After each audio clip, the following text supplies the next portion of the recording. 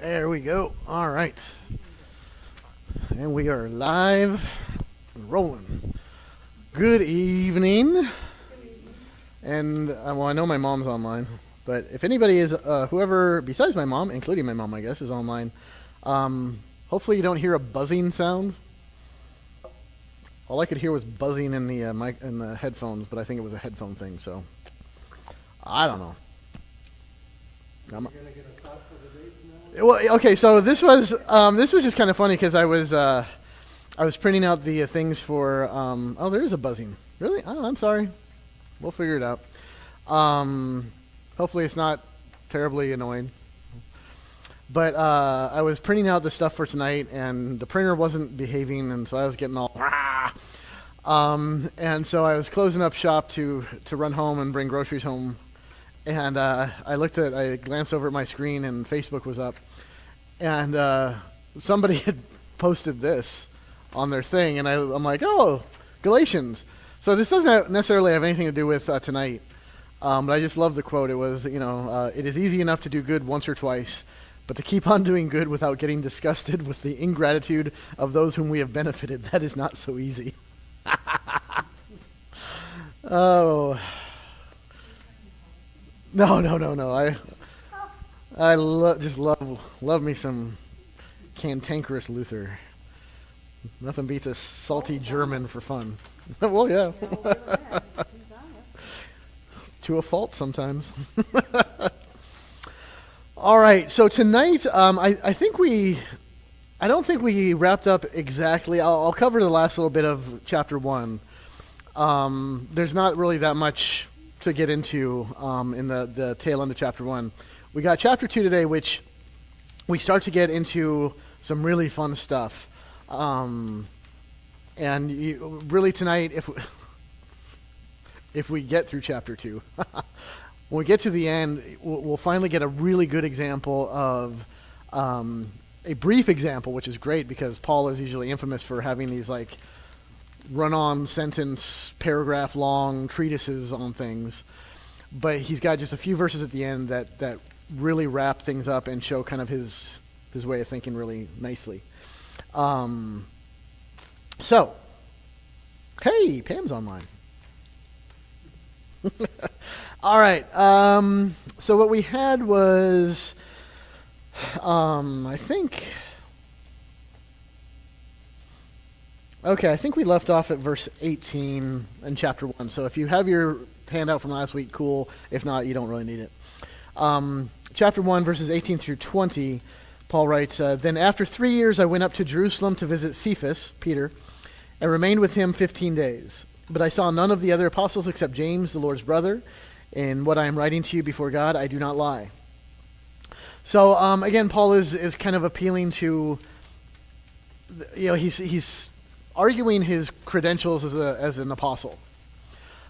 And he's kind of doing it by distancing himself from the other apostles a little bit, which I think in our minds would be like, what? Why would you do that? I mean, if I was trying to claim credentials as an apostle, I'd be like, oh no, the apostles, they brought me in. But what Paul's doing is trying to say, like, I don't owe them anything. Like, I'm not doing this because I'm trying to impress them. I'm not trying to pay them back for anything. They were doing their thing, and I just came to visit them, and we all agreed, is essentially what his argument is going to be. So he says, like, after 3 years, so, I was doing my thing. After 3 years of preaching, I went up to Jerusalem. I visited Peter, but I was only there for 15 days. And I didn't see any other apostles except James. So I wasn't there to get, their seal of approval. I was just visiting them. That's it. It was not an official visit. I didn't come under any influence. Besides the fact that James wasn't strictly an apostle. He was, but he wasn't. But anyway. being Jesus' brother, I guess, gives you some, perks. You get grandfathered in, like, you're an apostle. Then verse 21 through 24, then I went into the regions of Syria and Cilicia, and I was still unknown in person to the churches of Judea that are in Christ. They only were hearing it said, he who used to persecute us is now preaching the faith he once tried to destroy, and they glorified God because of me. So Paul is just saying, like, hey, you know what? I went down, I visited, but not to get their approval, just to, like, whatever. And then I went on preaching the gospel. And nobody really, nobody in Judea knew really about me doing the thing other than, hey, there's this guy who used to persecute us. He's proclaiming the gospel, and he said they glorify God because of me. So the people who weren't really even aware of me, they heard of what I did, and they were glorifying God. So he's basically just saying, look, I had the approval of the churches. So he's just laying the groundwork for to say, listen to me. This is why you should listen to me.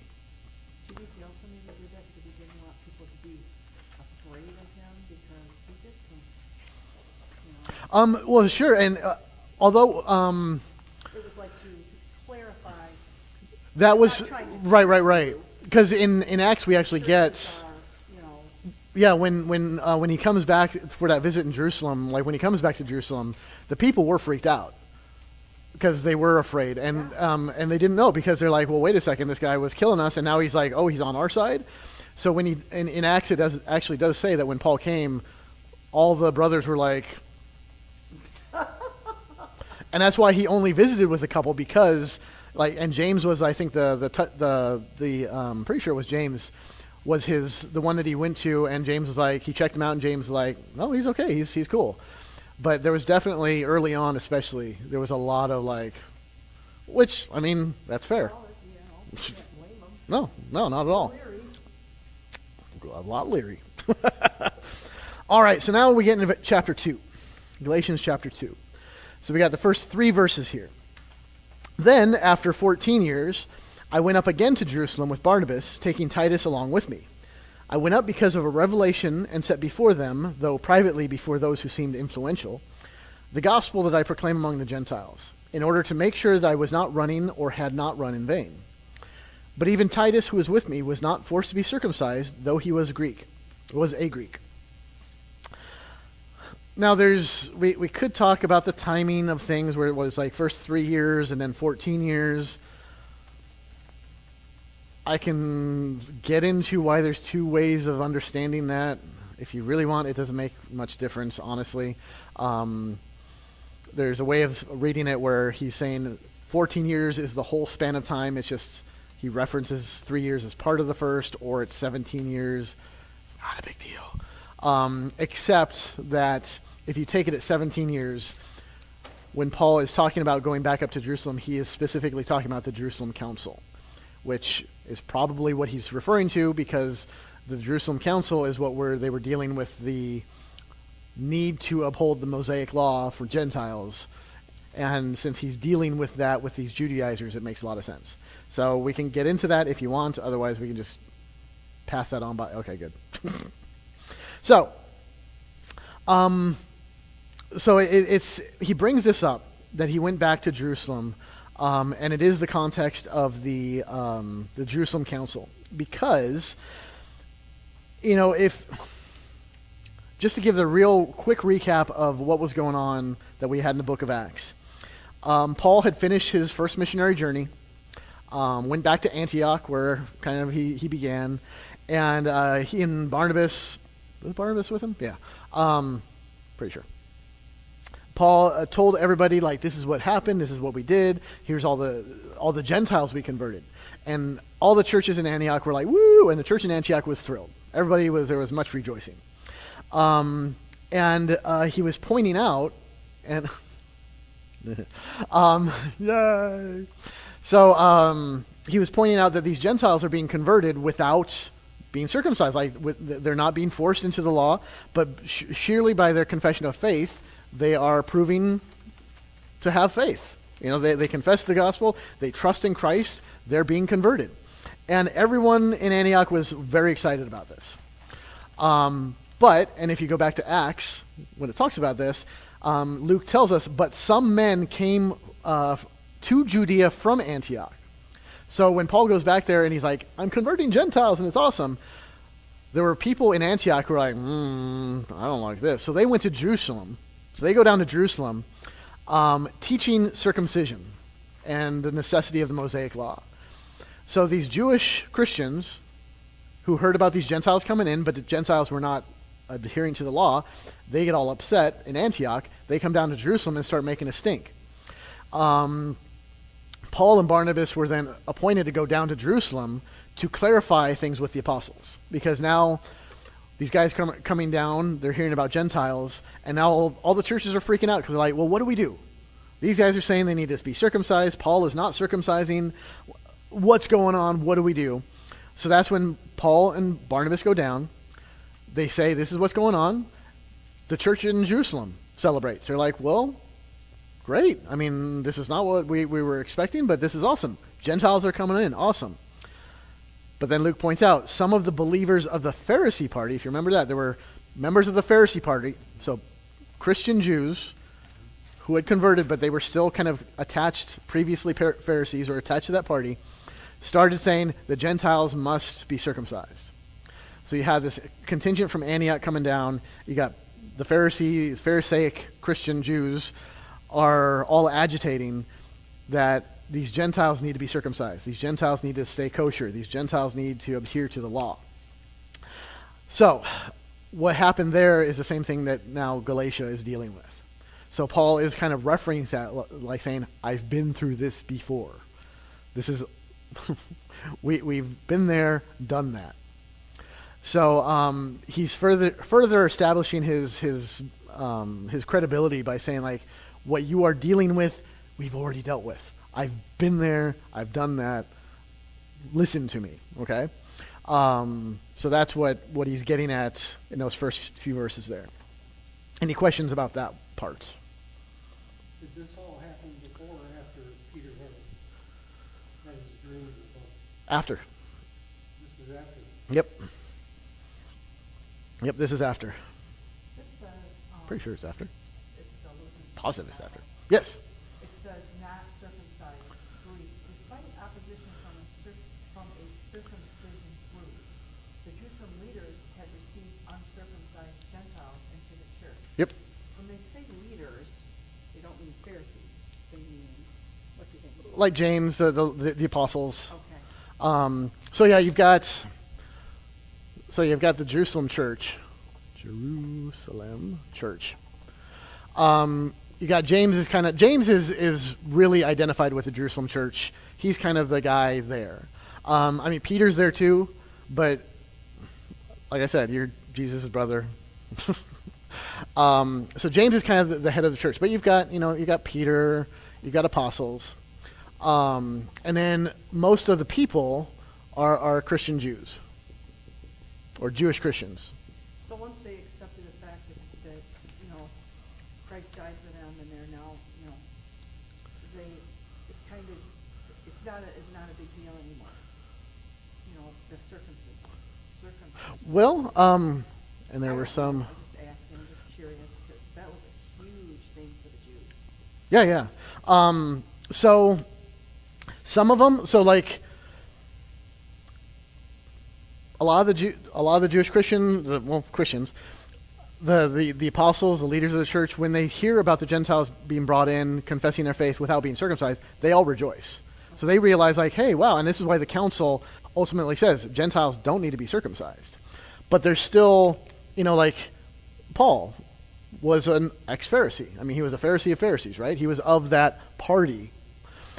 So when you've got some Jewish Christians who have become believers, absolutely. So now they're like, yes, Jesus Christ, Son of God, he died for us, he rose again, absolutely 100%. But they also have this connection where they're like, but we really love our old rituals. We really love the law and our upbringing. That's got to be a part of it. God wouldn't have given us the law if he just wanted us to let it go. It was supposed to be forever. And so, yeah. So, yeah, rather than, so the idea would be, so here's the Old Covenant. And they were told, this is a covenant for you forever. So the idea is like, okay, well, it's forever. Cool. That means everything in the old covenant goes on forever. The thing is, though, Jesus comes and he says, and well, not just says, but he is the fulfillment of the covenant. He's the fulfillment of all his law. He is the fulfillment of all the laws, and he brings a new covenant, which, Kind of you know, you could say goes like that, which basically says, so, you know, how we look at it is like, well, how can you say the old covenant is forever if in Jesus, it's a new covenant? Well, the old covenant, we would say it doesn't go like that. It just, the old covenant is established, it's fulfilled in Jesus Christ, and he's the one who fulfills it, and it carries on in a new manner. But whereas the people here were like, we're waiting for the fulfillment, and we're going to talk about it tonight, how everything in the old covenant was always meant to point to Christ. So now, as we go forth in the new covenant, I mean, it really is just it's the freedom of Christ that, yeah, we don't have to do the things ourselves. In fact, the things that we do are for our neighbor, not for God. We serve him, circumcision. right? Is that part of it? I don't know. Yeah. So circumcision, if you want to be circumcised, rock and roll, go for it. Okay. You know, and the fun thing is, like, so Titus was Greek, right? He was not circumcised.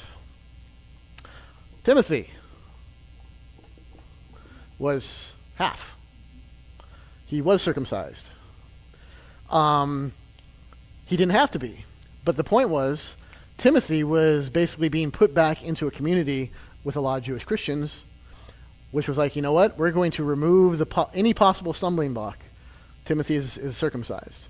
Not that it has anything to do with you, but it's going to help you ingratiate yourself into that community. Sure, he used to keep telling himself that. So, yeah, I'm sure.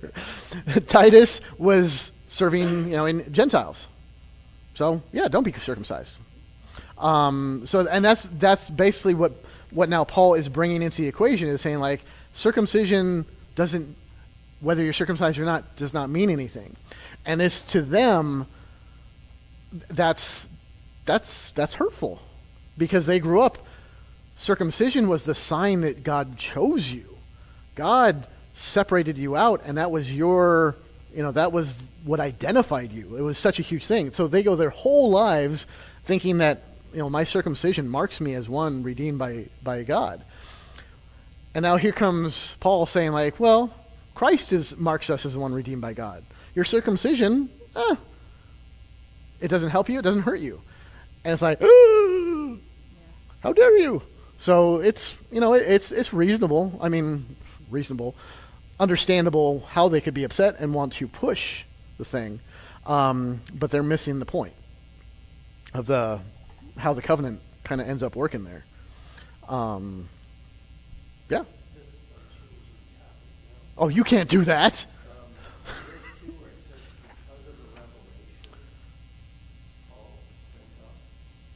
Yes.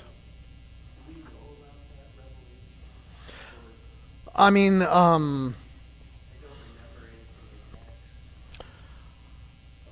I don't know that there's anything specific, like, you can cross-reference it to anything other than, and whether that means like a revelation, like he got a sign from God, or if it was like, the revelation of, like, oh, we got trouble, big trouble, we got to go check it out.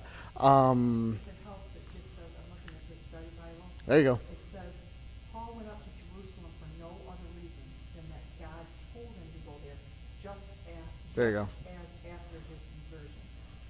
And then it says, see Acts 22, 17-21, and then see page in this one. Right. So the point would be, he's not getting to the nitty gritty of, like, what was the revelation, but I mean, tracking with the whole thing. What he's saying is, like, the Blues Brothers. I'm on a mission from God. I'm not on a mission for the apostles. We're getting a lot of great references in tonight. 3 more and we'll get bingo. I can do it. I've seen every Mel Brooks movie. We're going to get some great comments in here soon. Oh. Why do I say stupid stuff? Okay. Now I've got like blazing saddles in the back of my head. Okay. Anyway, moving along before I say anything stupid. Verses 4 and 5. Yet because of false brothers secretly brought in, who slipped in to spy out our freedom that we have in Christ Jesus, so that they might bring us into slavery, to them we did not yield in submission even for a moment, so that the truth of the gospel might be preserved for you. So, false brothers got into the mix and tried to steal the gospel away. This is, he gets very forceful here. We didn't yield even for a moment. Because, it's the whole thing about adding in circumcision, adding in the Mosaic law, that was slavery. I mean, it was stealing the freedom of the gospel away from the people. And for Paul, he's saying, like, this is vitally important. Not for a moment did we submit to this, because though you might think like, oh, what's the big deal if we tell people to be circumcised? And Paul is saying, like, you can't do that, because that steals away the assurance of the gospel. Because anytime it's the gospel plus this, the assurance is immediately removed. Were they the Judaizers? Yep, yeah. Because I mentioned this last time, I think. Anytime, and we'll talk about it tonight too, anytime it's Jesus plus something for your salvation, that something becomes the most important thing. Because Jesus does what he does, and you have no power over that. You can't affect what Jesus did. But if your salvation depends on everything Jesus did plus whatever you do, that is more important than Jesus. What it becomes. Because that's the one thing keeping you out then. Even if Jesus does 99.9999999% of your salvation, that 0.00001% depends on you. If you don't do it, you're out. So that's why he's like, this is serious business, people. This is why you gotta have this down. This is why you cannot have anything other than faith alone, Christ alone. Paul was very Lutheran. Well, you could put just about anything in that blank, couldn't you? Oh, yeah. And You could say Jesus plus common sense. oh, sure. Plus, Jesus plus logic, our own reasoning. yep. Jesus plus the way we worship. Jesus plus the way we live our lives. Jesus plus, You're just saying Christ isn't enough. yeah, Yeah, yeah. exactly. And it's always, we can wrap it up in all sorts of nice pious talk. Like, well, but see, if we get our worship right, then we know that we're doing it right. But it's right there. You're like, okay, so you're talking about, we know that we're doing it right in order to what? Fill in the blanks. Like, yeah, you can't do that. You can't do that. But it's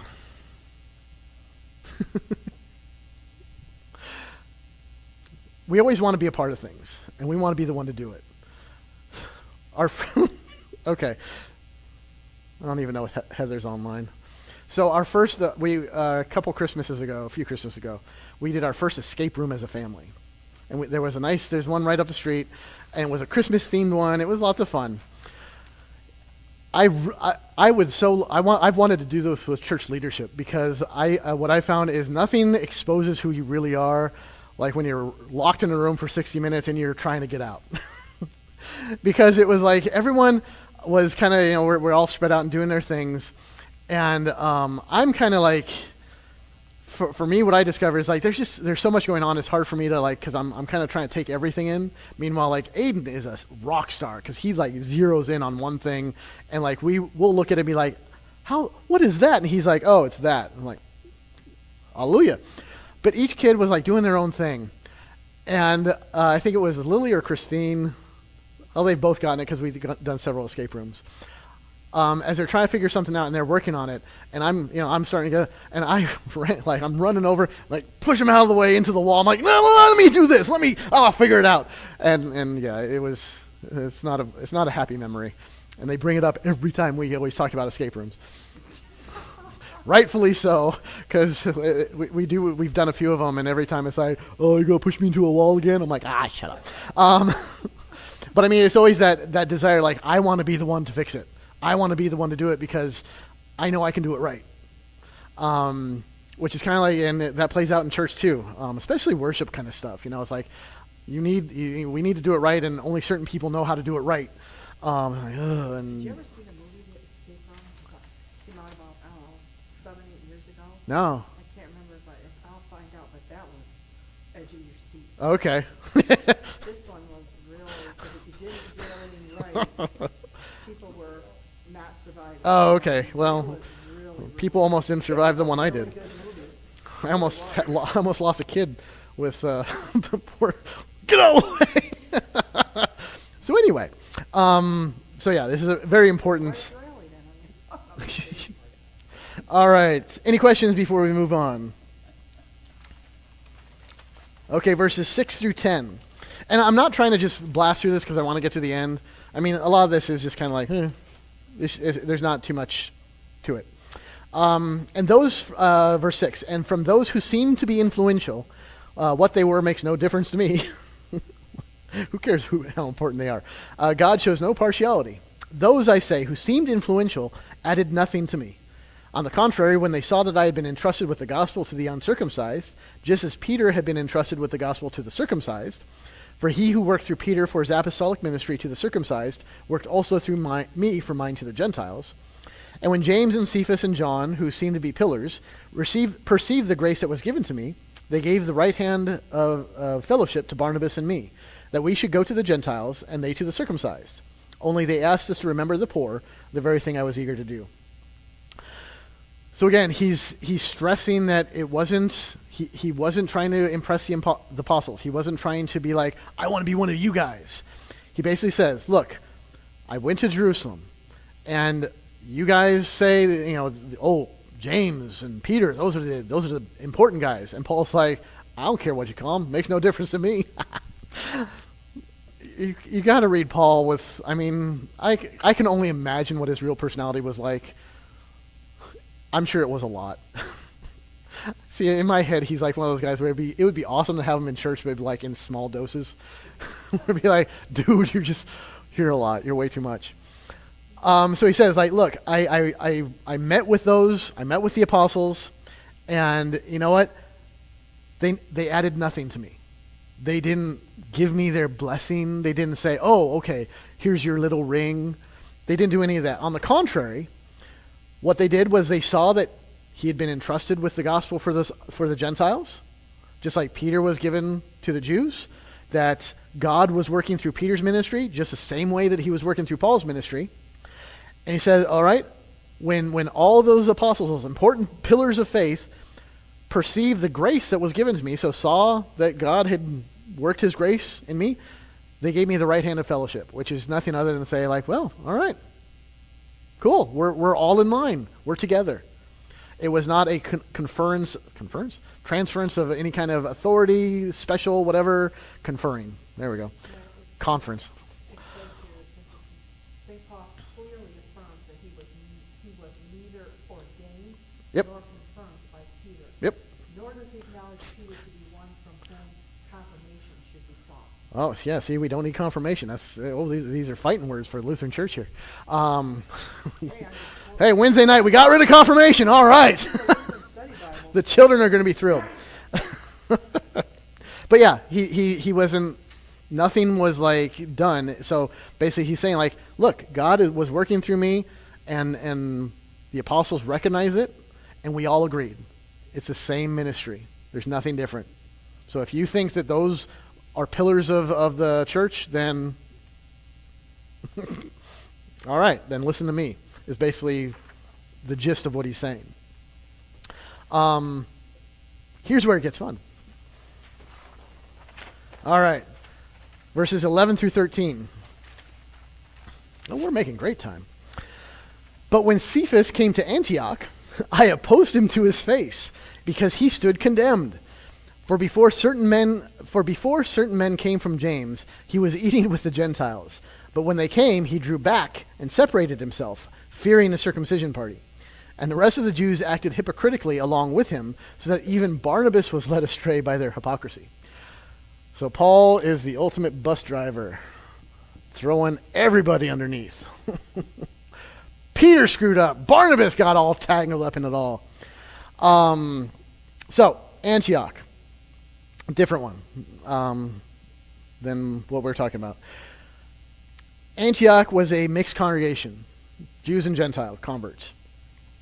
And it was a lot of Gentiles. And so Antioch became kind of what Jerusalem was for the Jewish Christians.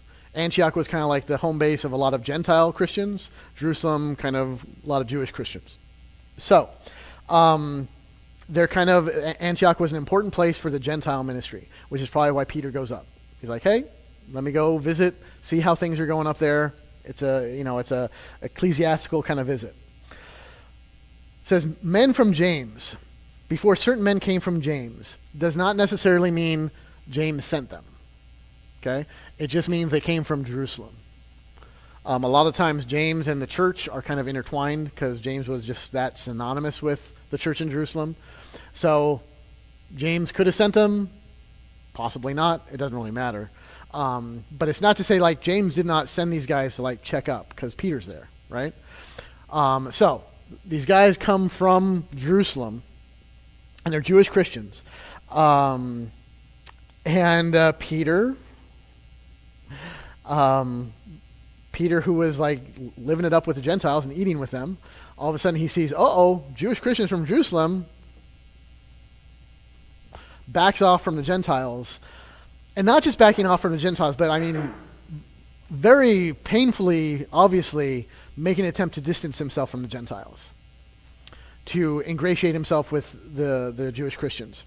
And he says the reason why is because he feared the circumcision party. So, Peter wasn't afraid that somebody was going to rat him out to like James or anything like that. He wasn't concerned about putting on some special appearance for anybody back home. But here's what Peter does. He sees these guys coming and he says, I've got a position to maintain. And I know there's those people down in Jerusalem who are agitating about circumcision and all this. If they hear that I'm meeting with Gentiles, even though I know it's okay, it's going to be a whole thing, and it's going to be a headache, and I'm going to have to deal with that. So you know what? For my own comfort, I'm just going to like make them see me hanging out with Jews, and everything's cool. So the problem with that is that basically Peter was saying, the idea is, Peter's saying, I don't want to have to confront and deal with the false teaching down there. So I'm just going to, you know what? I'm just going to get along to get along. It's like, which, I mean, if you've tracked Peter throughout the Gospels, this is not really that big of a shock. Peter was often, Peter was Peter. So, and here's where we can have a lot of discussion. We can totally go in all sorts of directions. When they say he drew back and separated himself, fearing the circumcision. So he's eating with Gentiles, and he's fraternizing with them. So back home, you've got all this party who's saying like, Gentiles need to basically become Jews. So Peter pulls back to say like, no, see, I'm separating myself from them. I'm not suggesting that Gentiles are clean. So he's basically opposing, Jesus has made them clean, right? So he's going against doctrine, essentially. So this is a very important thing because Peter, he was very important. He was a leader of the church. And here's the thing, and it even points out, the rest of the Jews acted hypocritically along with him, so that even Barnabas, who had been Paul's partner, was led astray. So, the leader of a church, it is crucially important that they do what they're supposed to be doing, that they don't deviate from doctrine, that they proclaim the gospel rightly, and they stand up for it. Because this is what Paul is why Paul opposed him to his face. Because Peter is essentially giving a public false teaching by his actions separating himself from these Gentile Christians. And the problem is a leader, and it's not even just a leader. I mean, Christian, this trickles down to all Christians too. whenever somebody sees a Christian prominently or publicly acting in a certain way, that's going to come down the line. So in the leader of a church, if I start doing all sorts of weird, crazy stuff and saying all sorts of crazy stuff, it's going to come down on you guys. Some of you will be like, "Oh, that's not right." But you know what? You'll probably give me the benefit of the doubt. Hey, I'm the pastor. I know my stuff. I'm so much smarter than all of you.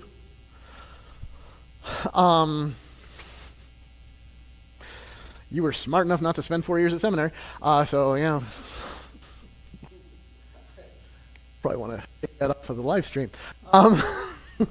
But no, I mean, honestly, I get a lot of people give me a free pass that maybe I shouldn't have. I'll just be honest about that. There are a handful of people who will challenge me when I say something askew, and thank God for y'all, whoever you might be. Well, no, you're really good about just, you know what, something that comes up like, wait a second, that didn't sound right, and I love it. But yeah, anytime anything comes out of my mouth that sounds weird, you should say something, absolutely. Because how I goes the congregation.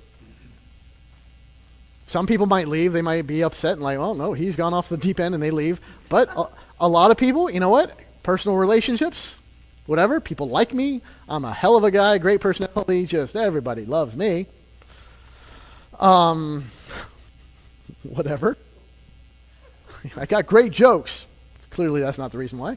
But whatever the reason is, you know. So when are you going to tell them? Who? Great jokes. Great jokes. I don't even tell good jokes. I have one joke that I've known since I was like 10, and I can't say it. And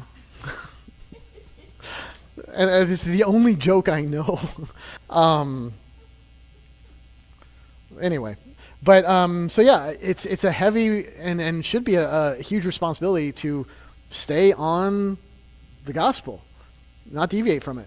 But even you, so in your vocations, your work, your families, whatever, wherever you go, you know, if you're just kind of an anonymous individual, nobody really knows, you know, that you're a Christian, you know, okay, you can get away with stuff, I guess.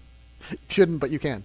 But if you're a Christian and they know you're a Christian, you know, don't do anything that would reflect poorly on the gospel. Not because initially you're like, oh, one time you slip up, you're out of the kingdom. Like, well, no, but your witness is going to harm other people if it's bad witness. That's like, you know, if you're a crazy, dumb, reckless driver, you know, if you like to cut people off, just don't do it. Or if, you know, you drive 20 miles per hour in a slow lane, yeah, take the fish off, because they'll have me right behind you cursing your name. But yeah, it's just what our witness affects other people, but especially leaders of the church. It can have huge ramifications for a whole congregation, and that's what Peter has done. I say sometimes the best way to evangelize is by example. Oh, absolutely. So that's, yeah, if you're doing that, it's going to reflect poorly on the church and Christianity and Yep. Christ. And not a good idea. And humility is a huge thing, because, you know, the thing is, like, when people are like, oh, you Christians are just hypocrites, like, well, yeah, we are. I mean, cards on the table. Yeah, there's always a standing joke that, you know, the people that either have been to church and then they quit going, or other people that believe but just don't go to church will say, you know, the largest group of hypocrites is in a church. You want to True. Yeah, absolutely. Hypocrites, they say go to church. And, My microphone's going in and out. so Oh, no. anyway, that is already something that people joke about outside the church. Well, and it's true. Guys, Because we talk about, like, given and holy, but we don't. but we don't always, and we're not, and it's that saint sinner at the same time thing, that in the context of the church, and when we, you know, the Spirit reveals Scripture and all that, we understand how that works. We can understand that our hypocrisy is like, well, because we are saint and sinner, but to the world they don't get that. All they see is the sinner. Well, they see, you know, the Dr. Jekyll, Mr. Hyde. Right. You know, you act this way when you're in church, and you go outside of church. And, Oh, absolutely, yeah. You know, I don't mean to, you know, I'm just saying that's how they see it. That's how many Very of much them so. see it. Absolutely. Pointing fingers at anybody, nothing like that. But, it's, 1, 2, 3, 4, 5, 6. No. Sorry. A postmenopausal smart mouth. And it comes along, something comes along, and you just call it and you realize everybody else in the room is saying the same thing, and you go, oh shoot, what did I just say? Anyway, I just have to. I mean, there's always going to be those like one-offs and whatever. I mean, honestly, I think when you're around people who either know you or have some familiarity, it's like, okay, they're like, oh, they're not going to like write off all of Christians because, it's like, that's just Mary. Believe me, I get that a lot. That's just Sean. God bless his heart. Yeah. Pretty much, yes. All right. Barnabas was also, that's Oh, the cool. other thing made Paul angry, was because Barnabas was right there with Peter. Yeah. As far as, turning his back and moving himself away. Yeah, and then that was his right hand man. A lot of people, and it blocks the way of the gospel. It blocks it puts up obstacles for the Spirit. And not to say that the Spirit can't overcome obstacles, but I mean, we don't need to be putting up obstacles, because unfortunately, who does the Spirit work through? Us. We're the issue. We're the problem. We're the drama. All right, verse 14. Really, just one verse? Okay. But when I saw that their conduct was not in step with the truth of the gospel, I said to Cephas before them all, if you, though a Jew, live like a Gentile and not like a Jew, how can you force the Gentiles to live like Jews? So again, he's saying for the sake of the gospel, it's not just that you're acting like this or that. It matters greatly because you're putting confusion. You're confusing people with by presenting the gospel, but now not living it out, right? And he does it publicly because it matters. When we sin in private, well, it matters, but it's not. If somebody comes in to confess to me a private sin and I absolve them, I don't bring them out in front of the congregation and say, now tell everybody what you should do. It's like, no, we dealt with it privately. However, if somebody does something publicly in the view of all the people here, and it is a public sin against, us, well, then it has to be handled publicly. Which, I mean, this is kind of a no-brainer kind of accountability thing, just, transparency and whatnot, which is always a good thing, which is a problem in the church. Oh my God. Accountability and like discipline in the church, forget about it. Anyway, it has to be public and clear. Unfortunately, the way most church bodies handle, especially when you talk about people in leadership roles, when there's sin involved, they try to. There's not always good transparency, and the idea is probably that they're trying to think like, well, if we make this public, it's going to destroy the church or it's going to whatever. So just trust us that we're handling it. So much better to be back in. Yeah, and I mean, every church body. I'm not picking anybody out, and I can speak for ours, and we do it. Hate to say it. We do it. Not here. I'll drag your butt up to the front. No, but no, we're pretty. I mean, we strive to be transparent with everything, and like we've had stuff that needed to be handled, that was brought to like the elders, the church council. We'll discuss like how are we going to alert the congregation, and we do everything that we can to keep everything on the up and up and be like, we're not holding anything, we're not hiding anything. The church, and not like the invisible church, but I mean church bodies, unfortunately, they're very skittish about these things, and they don't like the publicity. They don't like, it's not good. I wasn't going to say anything. The obvious example is the scandal with the Catholic Church. Yeah. You know, it's the obvious one. That's not a function of the faith; it's a function of people being human and bureaucracy. Oh, well, yeah. I mean, yeah. So, Sin creeps up all the way. by attempting to protect the church, they did more damage to the church by covering it up instead of being out in the open. What is the road to hell paved with, right? Oh, absolutely. And it's like even, and the problem is because, well, this is me, Sean, speaking from my point of view. So take that with however big a grain of salt you want to take. You can agree with it. You can disagree with it. Don't care. So like, yeah, with the Catholic Church, but I mean, honestly, even with our church, with any church that's kind of like orthodoxy kind of thing. I mean, the idea is like somebody in clergy, sins, well, if they seek forgiveness, they're forgiven. And doctrinally speaking, as far as the east is from the west, so far your sin is removed from you. So all good, right?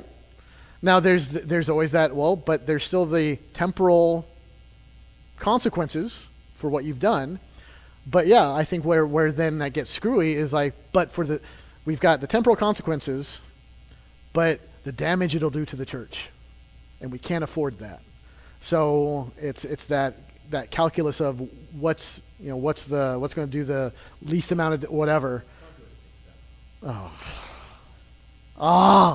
I wasn't even oh God, no, terrible. Anyway, but yeah, it's I think the desire to protect. I mean, But in the midst of doing that, you end up hurting. life Absolutely, destroyed. 100%. And it's not just life. I mean, it's the initial orbit of the people who were actually harmed, but then it's the way bigger extended orbit of people who are now looking at the church and saying, and convicting the church based on the actions of whoever. And it's like it's just a mess. Of those victims turned away from the church. Absolutely. So, Yeah, and so this is why. great big can of worms. I mean, it's almost like Scripture should say something like the overseer is going to be held more accountable and have to answer in a greater capacity. If only Jesus would have said that through his word, then this wouldn't be an issue.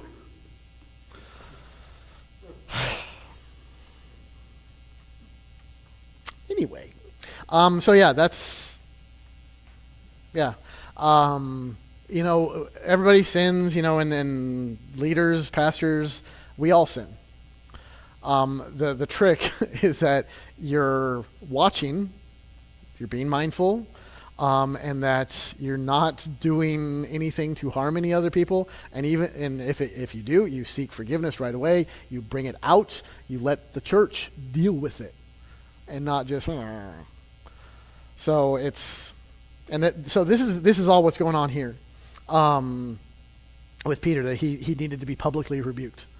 And yeah, I mean, it wasn't just because Paul's flexing. It's not because Paul has an axe to grind or anything. It's like, no, this is a matter of the church, and not the church, like as a institution, but I mean the people. For the sake of the people, we gotta straighten this out. Peter needs to be called out. He needs to repent, and he did. I mean, he knew what he was doing. And yeah, it is tempting to be like, well, let's just, what? I don't want to deal with conflict right now. So I'm either going to turn a blind eye, or I'm just going to be like, it doesn't matter. Believe me, I would rather not deal with conflict. But when it comes up, you got to deal with it. Things have to be addressed. So that's why, like I said, if I say things, I brought this up, talked today, how I caught myself on Sunday, and I don't know if you guys were there. You got, yeah. But we were talking about how sometimes Paul doesn't say things. Paul has an edge to him. Some of the things he said, we were talking about, he says, oh, I wish those guys would just castrate themselves. Like, they're circumcised, I wish they would just finish the job. So he's saying he wishes that they all lop their things off, right? What I was intending to say, like, sometimes the way Paul says things is not good. Like, sometimes he's speaking out of passion. What I said was, not everything Paul says is good. Which, and after, so, in my head, I caught that, and we were getting close to the end, so my brain was already thinking about service, so I'm like, nobody caught that. But it was stuck in there. And I thought about it, I'm like, and honestly, I was thinking, like, you know what? If anybody heard that and it sounded weird, they'll tell me. But I mean, I knew what I said, and I didn't mean it. Well, Paul was a man, and he didn't. Well, yeah, but I mean, when I say not everything, He was sinless. if I say not everything he said was good, that could be understood as I'm saying Paul didn't speak truthfully about God. Like, we can't take everything Paul said at face value. Right. Yeah. What I said could be understood that I'm saying the inerrancy of Scripture is in question. And that's not what I meant at all. I meant to say, like, sometimes, if Paul was like, well, anybody, or even, he was post-menopausal. There you go. Well, since Peter was the first pope, how could he possibly say anything wrong? Peter was a shining example of how to do everything right. That actually is a good thing where I'm like, Why no one told him he was pope? Because he didn't know. right. But I that's a good question. It's like, how did, like, I understand, honestly, I get the idea of, like, Peter was the first pope. I don't agree, whatever. But it's like the insistence, like Peter, it started with Peter. It's like, could you not get somebody else? Like, could you not get a better, like, Peter, really? God, it's like, you're not setting yourself up to start off things great when it's like, Peter, oh. You know what? I know that when I get up to heaven, I'm going to have to answer to a lot. Like, I heard you say so. So I heard you talking crap about me. I'd be like, kidding. It'll be fun. Okay. We got 8 minutes. Okay, this is good. All right. So this is good. So verses 15 through 16. He says, we ourselves are Jews by birth and not Gentile sinners. Yet we know that a person is not justified by works of the law, but through faith in Jesus Christ. So we also have believed in Christ Jesus, in order to be justified by faith in Christ and not by works of the law, because by works of the law no one will be justified. Okay. So, Why do they always have to say snarky remarks about Gentiles? actually, that is a very good thing to bring out, because we're going to talk about that.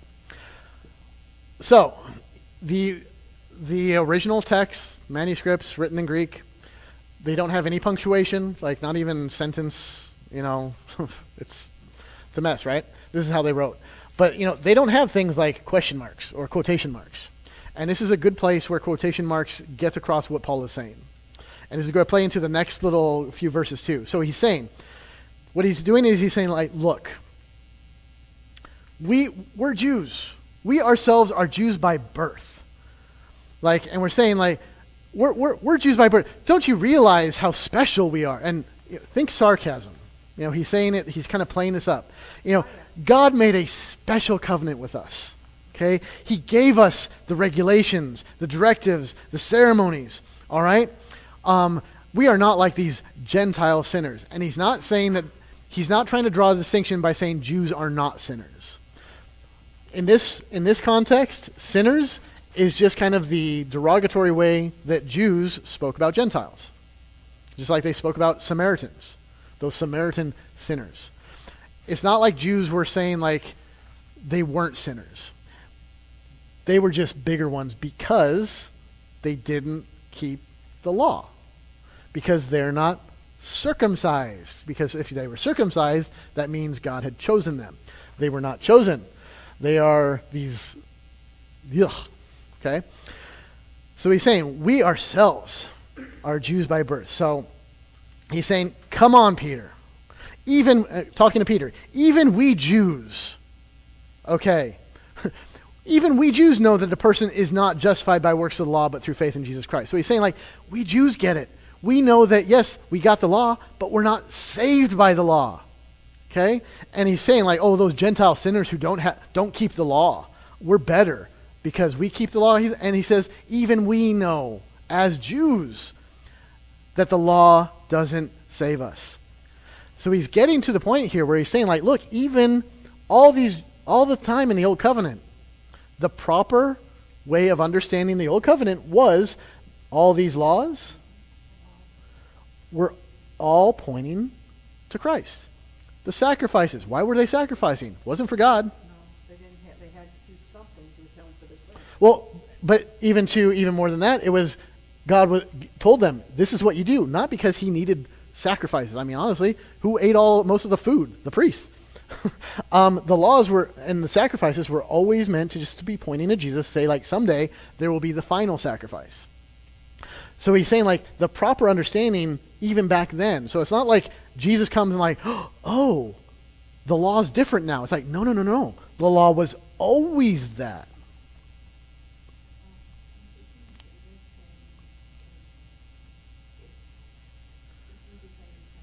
Yep. Contrite heart. Yeah.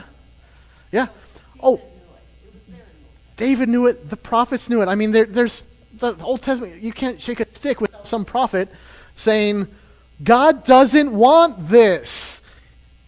He could have all the bulls sacrificed in the world. He doesn't care. He doesn't like your Sabbath festivals. He doesn't like your ceremonies. He doesn't like any of that. Well, why did he give it to us? Because he's giving you with a promise. All the law and the ceremonies and the rituals, all this stuff was to remind them of what happened in Genesis.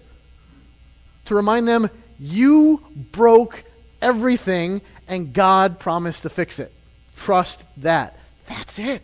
I talk about when they were in the before. Oh, Adam and They Eve. were in the Oh, yeah, all the way back there. okay. To the very beginning, because that's the core. Okay. You know, we kiss it, right? Keep it simple, stupid, right? Did Adam and Eve knew they were Jewish? I'm not, well, I don't know. No. I don't think I've ever heard that put it that way. I mean, they were in the Garden Okay. of Eden, everything was perfect. Jews aren't perfect, so, I mean, Okay. Well, first of all, of God, course, doesn't really, yes, Jesus was, but I don't know. You know what I'm trying to say? yeah, I do. I gotta get it out of my head. This is for Riley, because as soon as you said that, all I could think of was, funny, she doesn't look Jewish. Spaceballs. You really need to do your homework before you look into these churches, because your pastor's insane. I get dumb Mel Brooks movies going through my head all the time.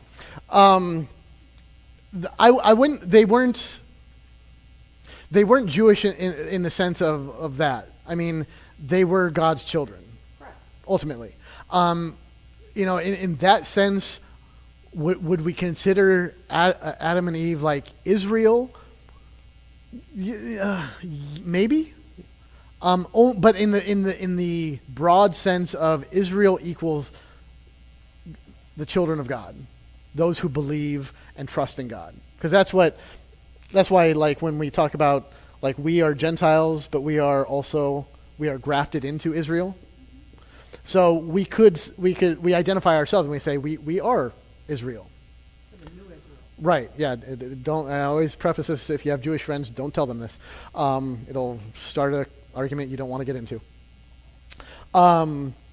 But so in that sense, because I mean, in a narrow sense, to be Jewish would be from you are in Judea, because even like you get the people of Israel, like in the Old Testament, it's by and large it's the people of Israel because they were people of Israel.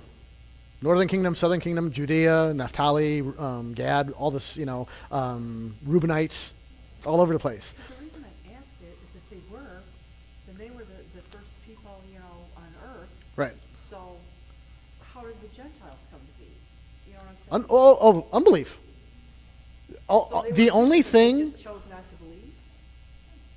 chose or just didn't. Probably Yeah. another discussion, but- Oh yeah. The only thing that separates out what in the context, especially of like anything in Scripture, is a Gentile is just not a Jewish person. Is not a Gentile is somebody who doesn't believe in Yahweh. Okay. So So it's we just all unbelief. descended from Adam and Eve, you believe Yeah, that? yeah. But technically, Yeah, it's the same way where, if you have kids and grandkids and a couple of them leave the faith and become unbelievers, that would be okay. Well, now they're the Gentiles.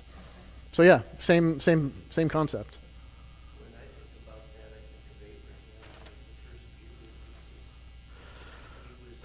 First one in the testament, and circumcised. Not so much that, If somebody slipped. God, that now. He even did it himself. That was and said, you shall be the father of my people. right. It really does kind of come down to semantics because that's why I say I would say he's the first Israelite. Just because when we get into like Jesus' time, because really you do have kind of in the Old Testament they don't talk about Jewish people. It's Israel. In the New Testament you hear about Jews because by the time of Jesus, the people, the Hebrew people, the people of Israel have been basically condensed down into basically Judea. And so because they're all in Judea, and that is now the identity of the people, they are Jews from Judea. So that becomes their primary identifier. But yeah, so Israel then kind of just becomes like the people who believe in God, who trust in God for salvation. Yeah. So she could explain it all far better than I could, yeah. So we don't know whether Adam and Eve became believers. I mean, I would assume because they were there. They saw him like they were they saw him with their very eyes and walked with him. So did they absolutely were believers. Well, just because they saw him. Now, once they leave the garden, do I know for sure that did they forsake their faith? Did they lose? I have no idea. So we can't we don't track what happens after that. It's possible. But I personal preference, I lean towards they always believed. Because Eve, they were given the promise. If you take the story of Cain and Abel, you must have got that from their parents. They were both making offerings to God. Yeah. And even when Eve has her first kid, when she has Cain, right? Yeah, that was the man that She says, God has given me not a man. She says He has given me the man. Meaning, and this is what all of God's people have always been thought like, oh, God is He's going to do it right now. We're in these last days. God's going to do it. So when God said, your offspring will crush Satan's head. She has her first kid. She's like, oh, it's the offspring. And she's all excited. And then, just like in the New Testament, all the churches, they thought Jesus was returning right away. He was coming back any second now. Which is why Paul and John and Peter and all them had to write all these letters saying guys, you gotta keep living here. Yes, Jesus is going to return. We don't know when. You can't stop taking care of each other. Well, I'm sure we'll get a text for that. Won't be this week. This week is I'm preaching on the Old Testament, Micah. That's a good one. It's going to be fun for me because it starts off. Well, the whole thing, the section is, and God gave this indictment of the people, and it's so it's get to indict all you sinners. It's going to be fun. It works. But it's a great text. So anyway, we are at 7:34. So I guess we're leaving the confusing verses for next week, which that's fine. So 17. Yeah, we're leaving at 17:18. We'll pick up on that next week. because that's going to require some explanation because it's a little bit funky. Cool. Well, this was fun. I only got 3 good references out of that one, but it's been a long day. All right. Well, that's about it for tonight. So thank you all. I'm sorry about the buzzing and the microphone cutting out. I'll try to fix that. So That just went up on the mirror. there you go. Yes. Yes, you should.